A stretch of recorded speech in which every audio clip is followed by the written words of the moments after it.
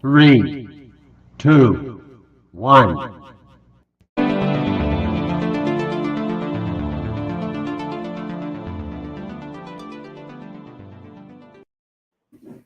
Welcome to another episode of the Happy Hour Sports Betting Show. I am your host, Ricky Valero. On today's episode, we are going to recap our bets from week 3 of the NFL, and then we're going to dive right into week 4. We've each got 2 sets of 4 picks again for you this week. I'm excited to dive in because we've got some good ones. But before we do, I'd like to introduce you to my podcast partner here, Mr. Clarkson. How are you, bud? I'm doing all right, man. Just looking forward to another week of football. You know how it is. The NFL, like the NFL gods, were not too kind to you last week, my friend. God, it was a rough Sunday. Yeah, Man, I can't believe. I mean, 0-2 in fantasy. We'll get to this, but 0-4 total bet. I mean, football in general wasn't bad. Wasn't good to me on this weekend because I don't think I hit a single bet on college or NFL all weekend long. I need to learn to stay away from college. I feel like it doesn't matter whether I'm tailing you or coming up with my own picks or tailing somebody else's. I feel like I'd probably even jinx other people's bets when I tail them in the world of college because it doesn't ever seem like I'm winning any bets. But I've I've never. Like, we've done this for a couple of weeks now. We joke about it. Week 1, I was 2-0-1. You were I think you were 1-2 week 1, and then week 2, I was the one that had my head between the legs because I was 0-4. You know what I mean? And you were 3-1. And this week, you were 0-4. I was 4-0. So if we could just get it together, you know what I mean? Yeah, if we could just get it together, we might be onto something here. But so week, if trends keep going this way, it's fade Ricky week. Yeah, exactly. It is. Exactly. It's exactly what it is. So before we dive into week 4, just do a quick recap of your picks last week. I will say this: you did get screwed on the Baltimore -2 at the half, though, because that was a late field goal was brutal. But break down what you got for us from last week. I could not have been more wrong about the Chargers. They got blown out 38-10 by the Jags, which, don't get me wrong, I've been beating the Jags drum for a while now, thinking they're going to win the AFC South, but golly, just every trend with the, East Coast going to West Coast, all that stuff. You've got a young Jags team, were not very good last year. I guess Doug Peterson's just on his revenge tour. Atlanta, Seattle, I don't know where that came from. Your under was dead at halftime, I think. I know. What the hell, man? You think 2 offenses led by Geno Smith and Marcus Mariota wouldn't score that many points?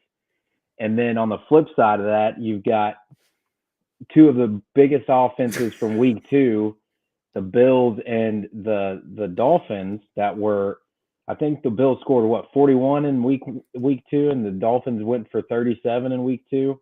Yeah. They combined for 40 points in week 3.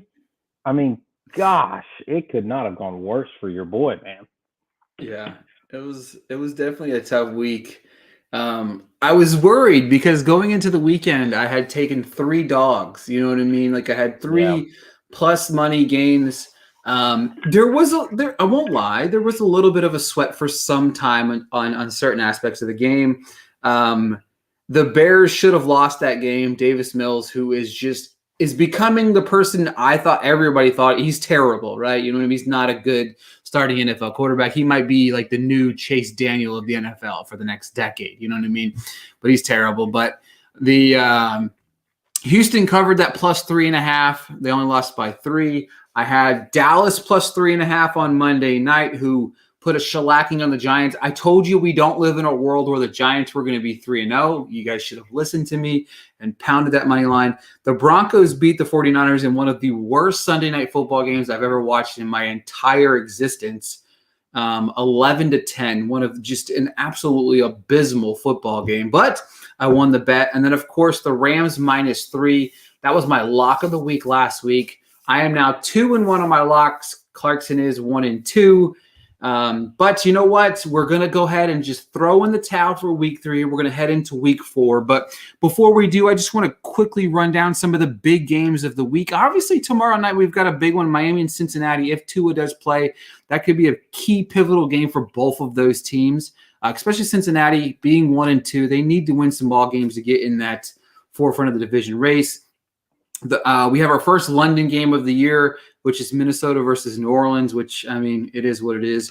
The only thing I'm kind of hoping for is Dalvin Cook doesn't start, so Mattson can be playing, in the starting role for our big money league. But the early window games, there's some good games. You got Buffalo and Baltimore, which is a game to really keep an eye on.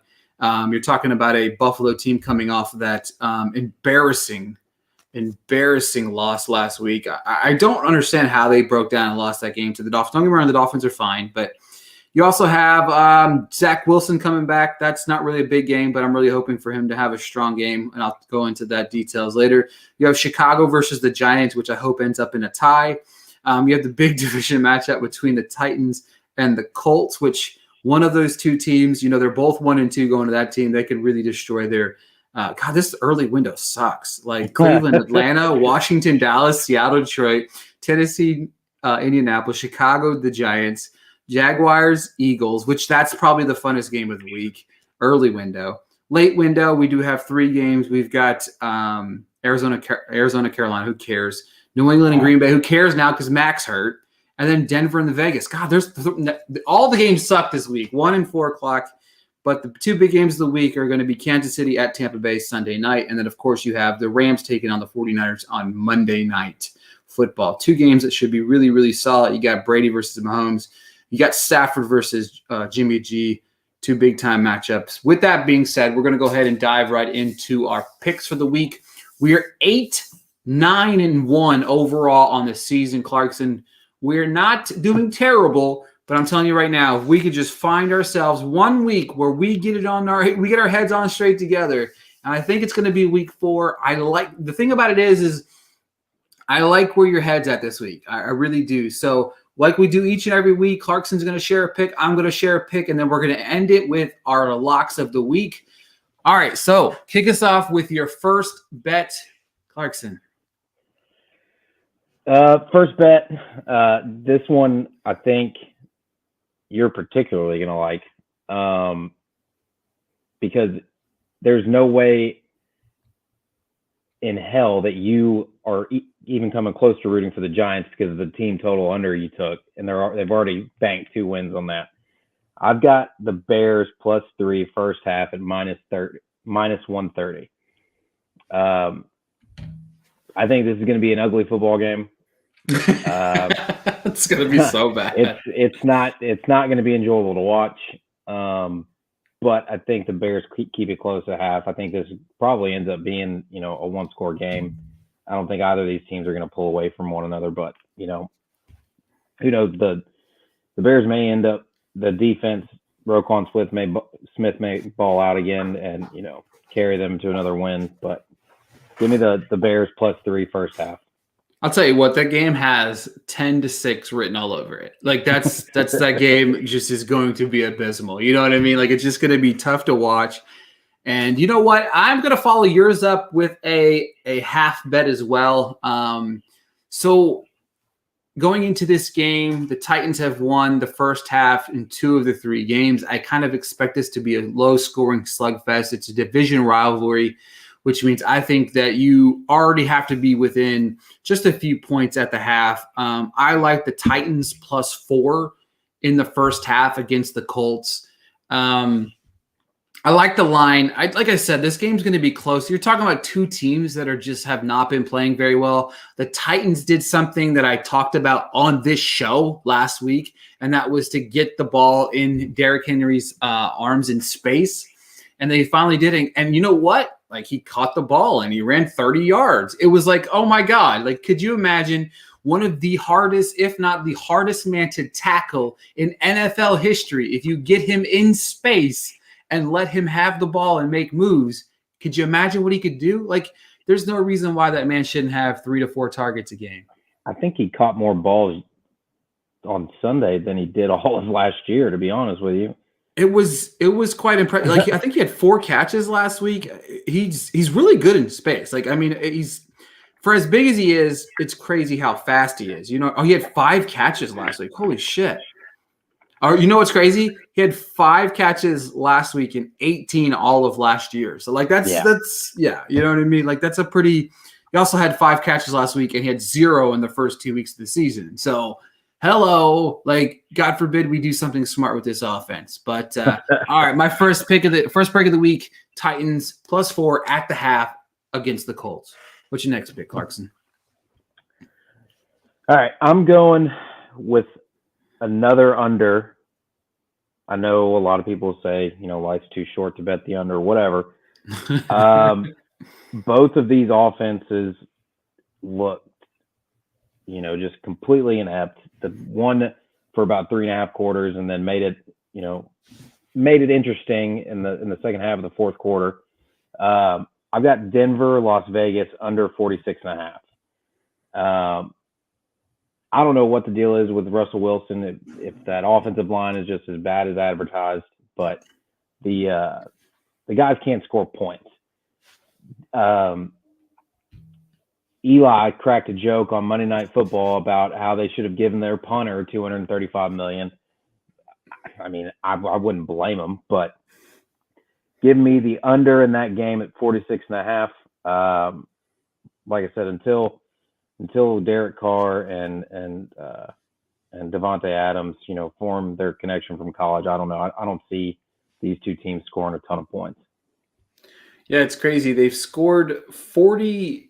Hang on, I just had the number there. They've scored 16, 16, and 11 through the first 3 games this season. Like, this is a team that was supposed to be like a Super Bowl contender. Don't get me wrong, they're still 2-1. They've managed to be 2-1, which they're kind of lucky in that. But they're abysmal. And the Raiders being 0-3, it's just like a case of bad luck because they should have beaten Arizona, and they were in the dogfight for the game against the Raiders as well. I mean, against the Chargers week 1. I don't know. They've got 3 losses on the season. Each game they lost by 5, 6, and 2. So it's crazy to watch that team unfold. They're just kind of undisciplined, and they should be a lot better than they are. All right. So I am going to go with my next pick. You know what? I'm going to go with the Rams +3 against the 49ers on Monday Night Football. Everything that I looked up regarding this bet says you bet the 49ers. Okay? Everything you bet says bet the 49ers. It's at home, Monday night game. Big lights, bright lights. I love this team. I love the Rams to beat the 49ers. I just don't feel like they can score enough points. And I know it's going to be a dogfight. I know it's a division matchup, blah, blah, blah, blah, blah. Okay. At the end of the day, in my personal opinion, I understand they're at home and they're 1.5-point favorites. The 49ers are, but there's no reason why you can give me 1.5 points against the defending Super Bowl champions who haven't looked great, but at +3, -140, I'm all in. Just give me. I'm riding the Rams back-to-back weeks. I like them a lot this week, but yeah, I like the defending Super Bowl champs this week. What about you for your next pick? I mean, I like that pick a lot. I think the Rams were just, they're just getting started. That Super Bowl hangover is sitting there. I mean, I think it's just a matter of time before they start hitting their stride again. They made me look stupid last week. For the team, for the total in the game, I think it's a bounce back week for the Bills, and I think this game is going to end up being a shootout. I know I said that for them against Miami this past week, but I'm going Buffalo against Baltimore over 49.5. I think these two the Bills defense, I don't know how they held the Dolphins to 21 points last week when they're playing with, their 7th string secondary at this point. And Lamar Jackson is a cheat code in the NFL at this point. I think this is – look, I said it last week. I'm going to say it again this week. I don't see how this game isn't a shootout. The number felt low. You know what I mean? It's not, but I mean, I don't see everything in my head says that this is going to hit easily, which means it's probably going to not hit. So all reason has it going the over there, but like I said, last week has got me jaded at this point. I'll tell you what, the 10 of the last 15 Raven home games have gone over. So I think you're in right hands here. You know what I mean? Like I just, you're talking about a team that's averaging almost 31 points a game coming in here. Baltimore is, and Lamar Jackson is a human cheat code. And you even talk about the Bills are really still averaging around 30 points a game, even with only scoring 19 last week. So I like that bet a lot. It's one of my favorite bets of the week that you had going for you. With that being said, I am going to transition into the one pick I mentioned just a little bit earlier, just a little bit earlier. I mentioned this team. He's returning this week, and that is Zach Wilson. He's well rested. He's coming back from the injury. You're talking about a Pittsburgh Steelers team that is not very good, and I think this could be we're getting closer and closer to seeing Kenny Smallhands Pickett.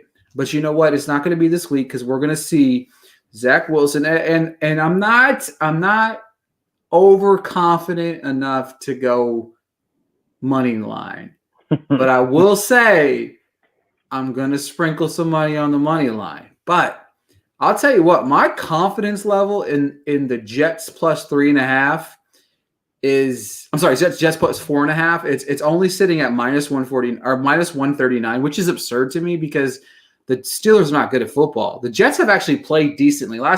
They played rough last week. I just feel like the Bengals kind of had their number last week. They haven't played terrible. And if they're playing that good with Joe Flacco, Zach Wilson, I mean, I'm not a big Zach Wilson lover or anything, but, I just would love to see him go out here and ball and beat the Steelers. I like him at plus 4.5, minus 139. I just feel like the juice is worth the juice is worth it right there. And I feel like this team's going to come out, they're going to play football, and they have weapons. I mean, that team has got some weapons on it. I love what Saul is doing with that defense. So give me the Jets. Jets, plus 4.5 all day, every day. One last note, the Steelers have failed to cover in 9 of their last 10 games. They've been favored. So, boom. We're going to make it 10 of 11, baby. No, that's fair. I know you think I'm crazy. The only thing I'm scared about is your comment about sprinkling the money line because I don't know how he does it, but, I mean, no matter how bad his quarterback play is over the past few years, Mike Tomlin has always found a way to win ugly football games. And I think this one's going to be the definition of an ugly football game. But we'll see. I don't think we're getting an ugly football game. I think the Jets are going to go out here. They're going to score 20 points, 24 points. The Steelers can't score 20 points. Who are they going to score 20 points with? Not until they bring in the rightful starting quarterback of the team. The Mitchell Trubisky thing, I was hoping the best for him. He's terrible. Let's move on from the experiment. I'm done with it. Put in Smallhands Pickett, and we'll move on with our lives. But I'm telling you, give me the Jets plus 4.5, but sprinkle that money line. I'm not mad about it. Jets plus 4.5 were almost my lock. They were almost my lock. Yeah, well, I mean, this is Fade Ricky week, so it really is. Anybody listening should just take my 4 picks. You should just bet the 4, like just fade me this week and just, it'll be the week that I go. Yeah, exactly. Now my last pick, my lock of the week. Both of these teams are actually pretty surprising. One, that they're even a competent football team, and the other one that they're as good as they are. I think everybody thought the Eagles would be, with right there with the Cowboys as the class of the NFC East, but the Cowboys stink. Dak Prescott's hurt. My lock this week is going to be Jacksonville, Philadelphia over 46.5. I mentioned it earlier. I think you and I had texted back and forth about this earlier. Doug Peterson seems to be on his revenge tour, and I think he's got this game circled, and he's going to go out there and try and make a point. that he was not the problem in Philadelphia. I think it's going to be a high-scoring game. I mean, the Eagles seem like they can score points on anybody, with Jalen Hurts being kind of like a Lamar Jackson light, just an absolute beast this year. His MVP odds have gone down. I think it was like plus 4,000, and he's down to like plus 700 for the MVP at this point. I mean, the entire NFL loves him right now. And like I said, Jacksonville looks like a pretty good football team with what they just did to the Chargers. Give me the over 46.5 in that game. I was surprised that it wasn't a little bit higher, maybe into the low to mid 50s. I did flex it down a half a point, obviously, because I hate full points. In any bet, so give me Jacksonville, Philadelphia over 46.5. I like it. I like it a lot. It's look, if you're watching this show, the Jaguars plus 7 was almost one of my picks. But I'm also going to tell you this as well. Clarkson can attest to this. I have sprinkled some money line. Or I have sprinkled some money on the money line of the Jaguars. I have done it. He is. I've got the receipts. He's got proof of that. Now my lock of the week. This one pains me. You know what I mean? It does pain me because my lock of the week. He's probably going to make me fucking regret this 120,000% just because I'm picking against him. And my lock of the week is the Kansas City Chiefs taking on the Tampa Bay Buccaneers. Give me the Chiefs money line. So there's a few factors in play that have shifted. Obviously, this game's probably being moved to Minnesota or somewhere else. So moving it to Minnesota, you're moving it to a dome, which I think, in my opinion, favors the Chiefs mightily with that fast-paced offense. The Bucs are kind of beaten down. They do get Mike Evans back this week, which, God, that offense, just watching that offense last week was abysmal against the Packers. I mean, the Packers offense didn't look great either, but Tom Brady was just throwing balls out there. It was just god awful. The Bucs have won each of their last 3 games as underdogs. 5 of the last 6 games against the Chiefs have gone over on the road. The Bucs have covered the spread in 10 of their last 14 home games, but I just don't care. And I don't. I like this Chiefs team.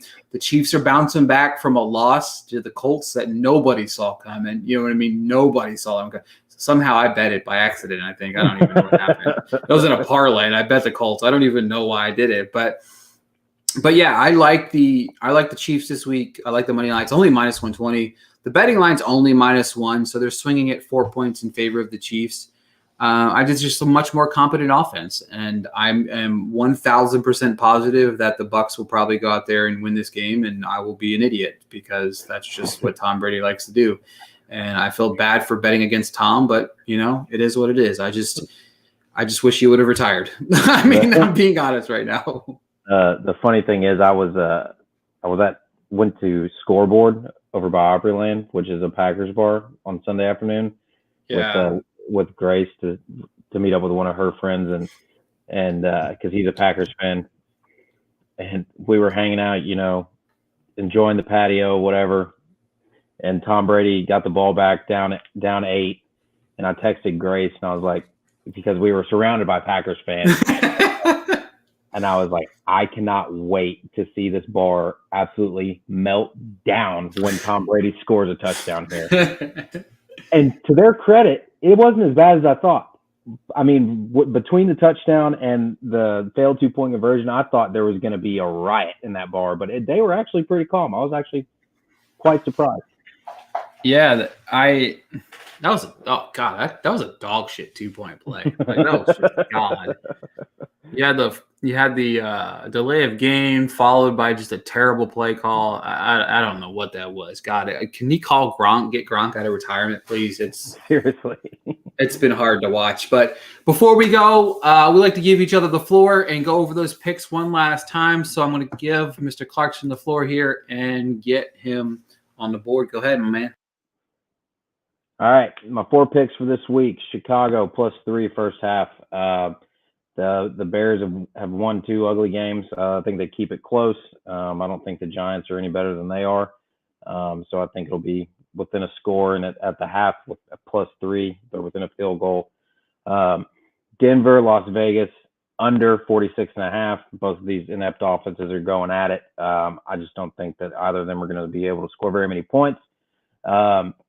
Redemption week for Buffalo, and Baltimore is going to keep doing what they're doing. I got the over in that game, 49.5. And then finally, my lock of the week, Doug Peterson revenge tour. Philadelphia looks like world beaters. Jacksonville, Philadelphia, over 46.5 as my lock of the week. I like it. I like it a lot. I'm telling you, I like your plays just as much as I do this week, if I'm being 100% honest. Let's see. This guy got a question for us. This guy wants Dallas Goedert and McKenzie, and he will give me T. Higgins, and my other receivers are Devontae Smith, Debo, and tight end is DJ Njoku. Wants Dallas Goedert and McKenzie, he will give me T. Higgins. I don't hate that, actually. So he's giving up Higgins, and the guy's giving him. No, he's getting Higgins in return for Goddard and McKenzie. I like that, actually. I mean, I like that. Yeah, I mean, your receivers Smith, Debo, Higgins, and Njoku. Njoku is probably going to be a boomer bust tight end throughout the rest. I mean, the Goddard's going to give you a much higher floor on that than at the tight end position than Njoku is. But also am a firm believer in Watson is going to use Njoku when he comes in. I like Njoku a lot. I would smash accept there, Alex. All right. So with that being said, I am going to give myself the floor here real quick and go over my picks before we go here. My first pick is the Titans +4 at the half against the Colts. I think this is going to be a dogfight division battle like it is each and every year. +4 just seems like a no-brainer. This is talking 7-6, or even I think they could even win the first half, if I'm being honest with you guys. I like the Chiefs money line over the Bucs. That's my lock of the week. The Chiefs are bouncing back from a loss against the Colts, which was much a surprise to everybody. But not just that, I think with the game playing on a neutral field possibly in Minnesota really gives the advantage to the Chiefs there. Give me the Jets +4.5 over the Steelers. I love the Jets. For some reason this week, I don't know what it is. I've been texting Clarkson all week about it. The moment I saw the line, I was all in on it. Like I said, I'm sprinkling a little bit on the Jets money line. I like this team. I like what Salah's building. I like Zach Wilson coming back. And I think that he's only going to improve this offense. You have Breece Hall, you have Michael Carter, you have a young nucleus of weapons at the wide receiver position. And for my last pick, give me the Rams +3 over the 49ers, Monday Night Football. I like this matchup for the Rams. I just don't like this 49ers offense. I think they're just a step back from where they were last year, even with Jimmy G at quarterback. I don't think Jimmy G is the full problem, but he's also not the answer. So recap real quick, Titans +4 at the half, Chiefs money line, Jets +4.5 over the Steelers, and the Rams +3 against the 49ers. I like my picks this week, which means just fade them all because they'll probably all lose. But you know what? We're going to go 8-0 this week. That's what I'm going to call it. 8-0. What if we just win all of our bets? I think that's just the question that we have to ask ourselves. Yeah, just 8-0. We're going to go 8-0. I'm going to bet $69,000 and win $3 million like that other guy did. Holy cow. My favorite running theory on Twitter going right now, other than Albert Pujols was getting juice baseballs to get to 700 home runs, is that all of those huge tickets that FanDuel and DraftKings and all those guys tweet out, they're all fake. Every single one of them. Not a single person has hit it. One of those bets, they're all fake. I don't think any of those bets hit. Right, they're just plants. They're paying them to be plants. Which, I mean, let's be real. If you are doing that, call us.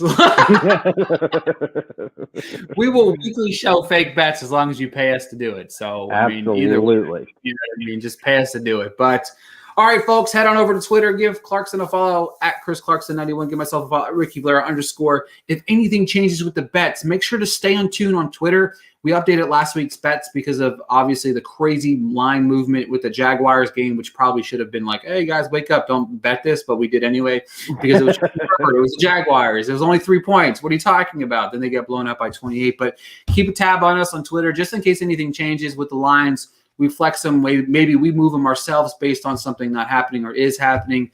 But make sure to follow it. We have like a week left of baseball. I'm damn near over it. I'm just tired of talking about baseball. It ends. What is it? The 5th, right? The 5th. Yeah, I think that's the final day. Yeah, October 5th, the final full regular season day. That's probably where our bets will stop, just because it'll give us a chance to kind of focus in on the NFL season, which we have been. My goal at some point in the season maybe to shift to see even more bets, but I'm hoping the props open earlier in the week, because I feel like you can dive into those, and maybe we'll just add those to our Sunday bets. But thank you guys so much for listening, and we'll talk to you guys next week. See you guys.